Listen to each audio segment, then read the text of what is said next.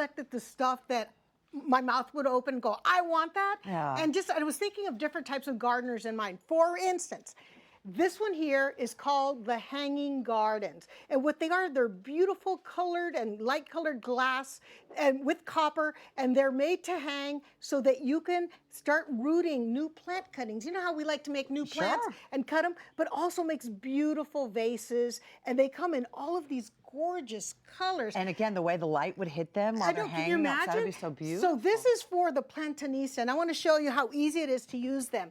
It's, you know, if you want to make cuttings, and I think it just elevates the whole art, because a lot of times we take cuttings, we put them in a glass. Yeah. Big deal. We They're can have something gorgeous. Growing up, they were all over our kitchen. My mom would just put them just Okay, so they she got does roots. need this. Yeah, she okay. love this. So for instance, an ivy. When you take a cutting, what you want to do is you want to identify an area where there's a leaf and cut right underneath it, just like this. And the reason for that is because this area, we're going to remove the leaf. We're also going to remove this leaf. But you see, this is going to be in the vase. And it's going to be where the hormones for growing roots are, right in the node area. So you just do that. Now, I have one of the hanging gardens here. This is a beautiful pink one that's meant to be hung like a sconce on a wall. So it's as easy as putting some spring water, which is important, by the way, Debbie, because if your mom or you have water with a lot of chlorine and stuff, that's really counter effective, for your plant. So it's just like that. And I mean, you can keep clipping, put it on your wall, or if you have this kind, hang it and enjoy your hanging garden. And then you transfer it into a pot when it has roots. Or, you know what? This looks so pretty. I would just let these plants live there with their roots, and they can live in water. I would just leave it. All right, now I love this one as well. This is a very clever way to dry flowers and herbs. Yeah, it's for the foodie gardener. It's for those of us who love to craft with our flowers. We love to make our own spices.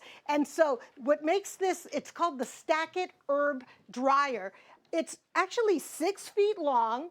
It's only 2 feet wide, but that gives you 6 layers here to put different types of herbs. And I have rosemary in here. I've got some eucalyptus. I've got my roses for my potpourri. And now I'm going to add a little bit of my bay leaf.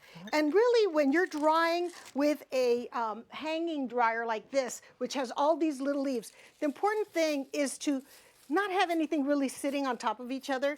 Give it some nice space and air. Just Could you do fruit in here? Because I know you dry a lot of your fruit. But you know what I would do? I would make sure everything is fruit, because you don't want any of that pulp to fall on it, okay? And look at this. You can zip it, because who wants flies in there, right? Oh my gosh. I'm so into that.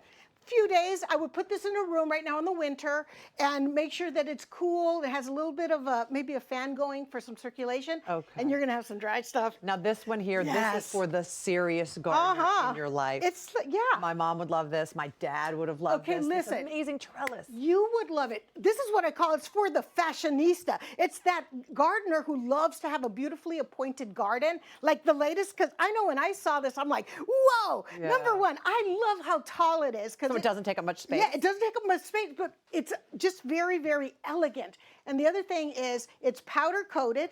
So this is something that a lot of us run into when we have our metal trellises. They start to rust. But powder coating is a really, really good thing. It has stakes in the bottom so that you can put it in the ground or put it in a nice container like this. And then, but here's what makes it special.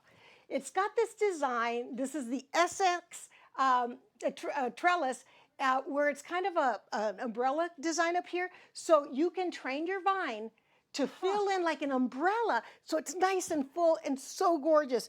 And these are really, really fun. I enjoy having beautiful vines. What would you put on here? Well, I would keep for us, because we're in warm, I'd keep the bougainvillea, but some of you could try clematis, you could try honeysuckle, any of those. And and they're so tall growing, but they have somewhere to go because you'll start guying them.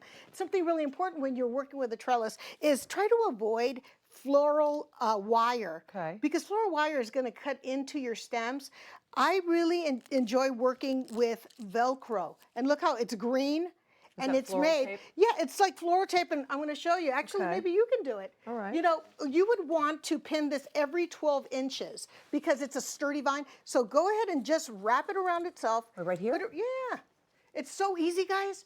And the best thing is that this is going to continue growing. Huh. And you know what, Deb? Isn't that pretty? And Deb, even if you're not into planting, think about this. You can, if you have a beautiful ornament collection, put it outside, hang it. I mean, absolutely mind-blowing. I just love the size. I love everything about it. I have to tell you, you could also do tomatoes on here. I know You it goes can, against you can. the I know. beauty of it, but Well, you have no. really great fruit. It's practical. That's right. Very practical. Thank you, Shirley. You got it.